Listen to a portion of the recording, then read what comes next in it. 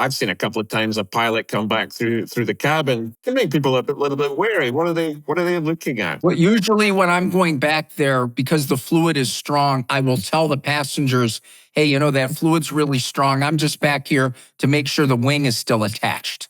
So I'm back there like checking some bolts. I'm obviously kidding.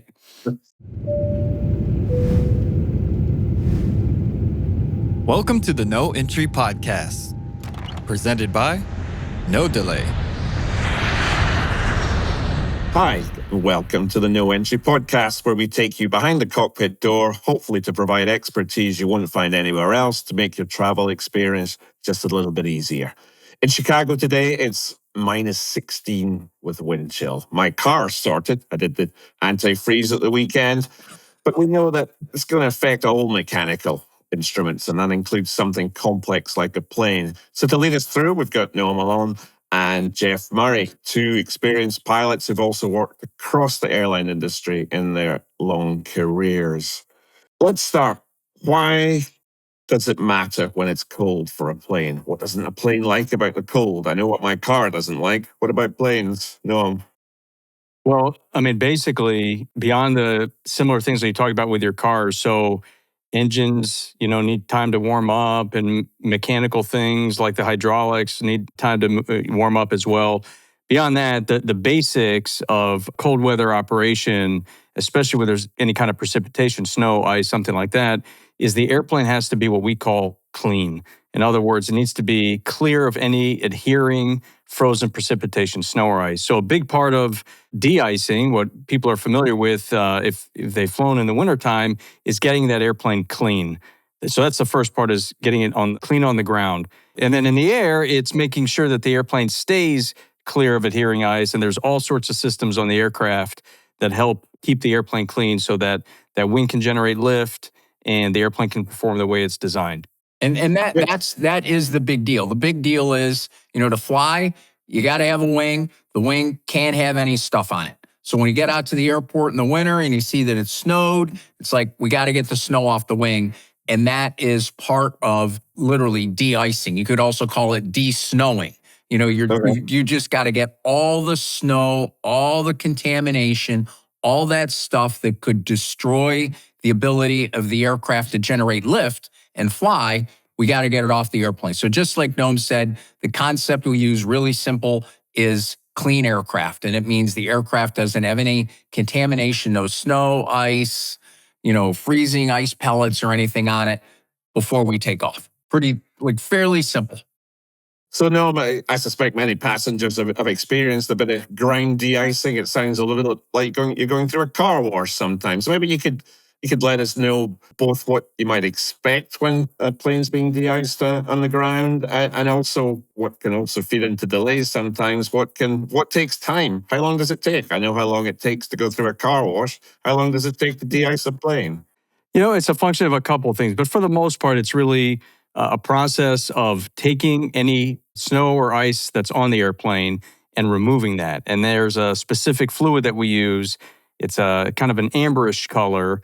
It's applied hot to the airplane, and it removes anything that's on the airplane.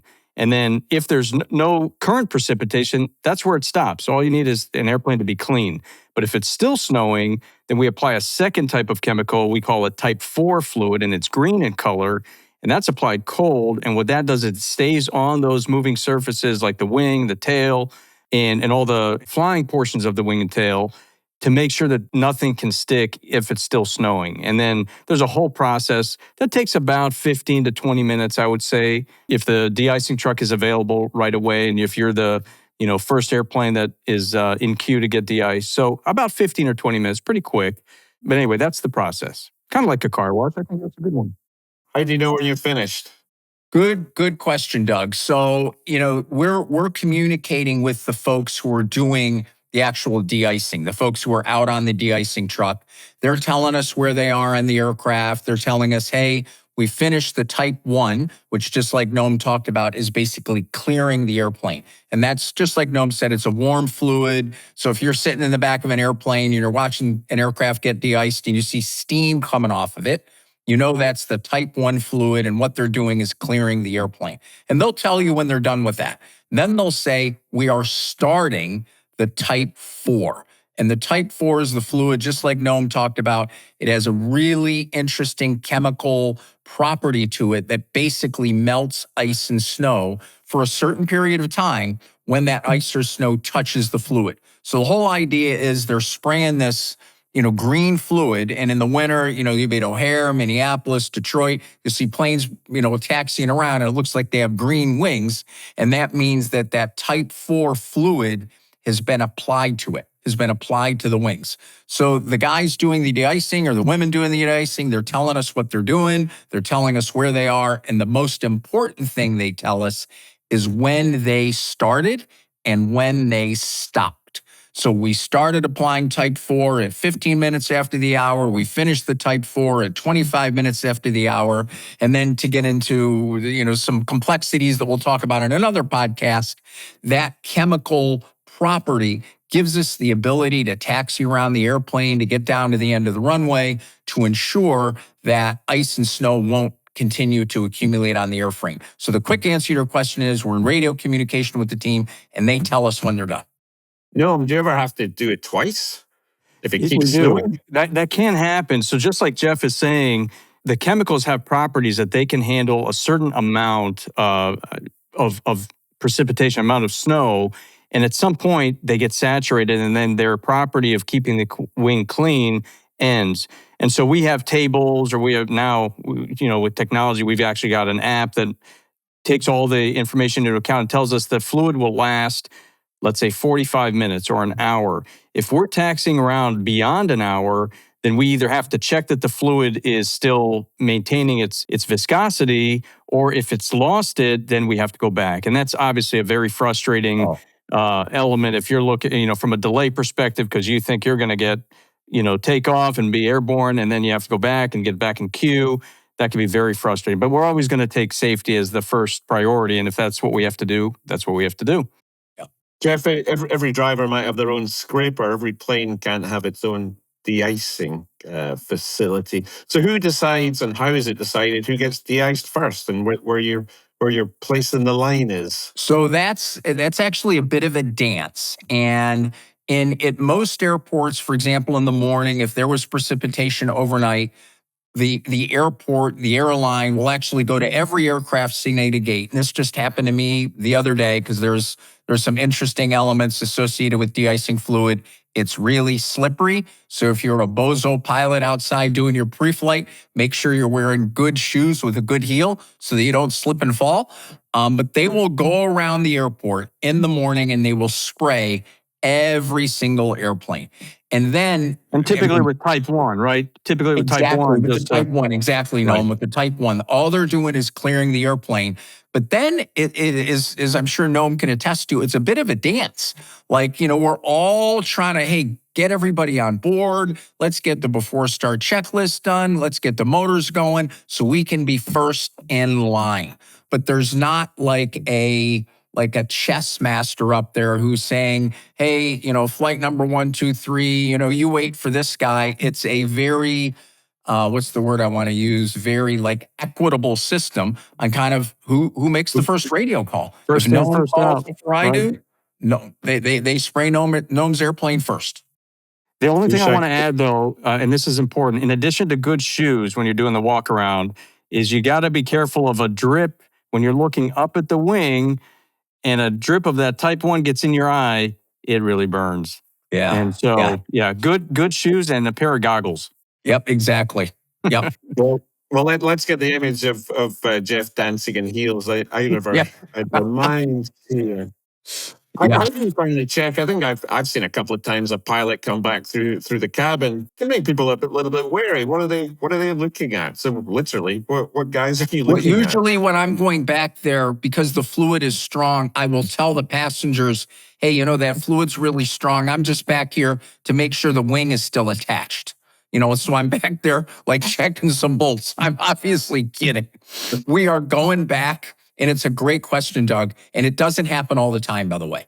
As Noam mentioned earlier, there's this thing called the holdover time. The holdover time says, under this precipitation type for this long, you got 30 or 40 minutes. But if we're close to the boundary of that, one of us, generally the first officer, which I'm a first officer, will go back. We'll make a PA. Hey, we're coming back to the cabin. We'll go to the exit row. We'll look out the window. And what we're looking at is to make sure we don't see any contamination, snow or ice or anything on any of the wing, period. And then we use the wing. We'll go look at both wings. And if the wings are clear, the assumption, and it's a very good assumption because of the way they apply the fluid, is the tail will also be clear. And it doesn't matter if you see the fluid, if it's blue fluid or whatever color it is on the wing, that's fine, as long as it's not a foot of snow. Well, in my case, I will want to see that green fluid, and I want to make sure the green fluid is still adhering to the aircraft. Oh, it's sticking there. Right. I think it's really important to know for all the viewers of this, we're making a decision in the cockpit whether we need to come back based on a lot of information. Just because a pilot doesn't come back doesn't mean there's a problem, and you can trust that the pilots are aware of what's happening. But anyway, yeah, that's an important piece. Yeah. No, key part of the process. Okay. So it's very visible what happens on the ground. What about in the air? Aircraft have anti-icing systems. Firstly, can passengers, if it's a clear day, actually see any of that happening? And secondly, how do you sort of monitor it from the cockpit and know that the anti-icing systems are operating? And what are they actually doing? Noam, if you want to carry on there. Sure. I mean, for the most part, once the airplane is airborne, the only place that precipitation would stick is to the leading edges of the aircraft. So like the leading edge of the wing, the leading edge of the tail, the horizontal stabilizer, things like that. And so we've got heated surfaces. So we basically take a little bit of hot air off of the engine and we circulate that along. What you'll see from the wing is like the silver part of the wing. So that's the heated part. For the most part, we do that as a preventative. In some cases, in some aircraft, it could be a little bit different where you let it build up and then you turn on the heat, and you'll actually, as a passenger, if you see it building up and then you see it break off, what the pilots have done is they've turned on the heat, inflated what are called boots, and you'll see it crack off and disappear. So that's actually the system working as intended. Yeah. And then for the engines, you're probably not going to see that because we turn the heat on generally pretty, and we anticipate it, so we don't even let it build because we don't want anything getting in the engine. Now it does vary a little bit by aircraft. Jeff, I don't know if it's different on your airplane.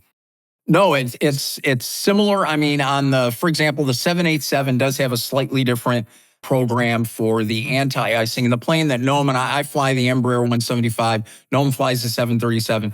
Both of those airplanes have literally pipes, small pipes, coming off the engine that are routed through the leading edges of the wings, and they have small holes in them, and they blow hot air on the leading edge of the wings, and that makes the leading edge of the wings warm so it doesn't accumulate ice. But on a handful of aircraft like the 787, it's electric, like very much like electric baseboard heat in your house. So there's electric, it's heated rear window at the plane in your car, rather. Exactly. So it's electrically generated heat that is heating up the leading edges of the wings, the engine cowlings, the tail, and that kind of thing. So slightly different systems. The electric system is lighter. It doesn't rob the engine of power. So there's a whole set of advantages to it, which is why Boeing elected to use it on the 787. That's a topic for another conversation because that's a whole nother conversation. Yeah. Yep. So to finish our flight, you've landed. Is there any part of the de-icing process which happens between landing and you getting to the gate? I would say there isn't, but there is an important element to that. And the element is once we land, it's the anti-icing system that helped us get on the ground. It made sure that the wings and the tail and the cowlings were all clear of ice and snow and all that stuff. But once we're on the ground, and it's a day like today in Chicago where it's like 15 degrees and you're taxiing around in slush, that slush can start to accumulate on different parts of the airplane. And what that means is the aircraft, this sounds a little goofy, is accumulating weight. So I've got ice that's starting to attach to the landing gear and all that stuff. Yeah. What occasionally you'll go out to the airport and you'll see them de-icing, and they're spraying de-icing like fluid on the landing gear and stuff. And like, why on earth are they doing that? And the reason they're doing that is to get rid of the ice, which has weight to it. We want the airplane to be as light as it can for takeoff. So they're going through, another process to clear the entire aircraft, including the landing gear, any of these areas where slush or, rain and that kind of thing could accumulate and freeze to get that off the airplane. And one other thing, that I think is important to note, because passengers might notice this, if that situation happens where there's accumulated snow or slush on the ground, on my aircraft, we'll actually leave the flaps down, and which is unusual for most passengers. They might think, well, they forgot to bring the flaps up. What we are afraid of is that things will get thrown up on the wing, and what the de-icing people need to do is basically keep that clean for the next flight. So we'll leave the flaps down so they can get all that cleaned off for the next flight. Okay, well, thanks, Noam. Well, I take maybe 5 minutes every week to de-ice my car. It's obviously no surprise that every flight during the cold winter months in the north is suitably treated for everybody's safety. So, Noam, Jeff, thanks very much. We've all learned a bit today. I've certainly learned a lot from these gentlemen. So if you'd like to learn more, don't forget to subscribe to the KnowEntry podcast. And if you want extra information on flight delays and help yourself prevent them, then take a look at the KnowDelay.com website. Thanks, everyone, and see you next time. Thanks for joining the KnowEntry podcast. For more information, visit KnowDelay.com.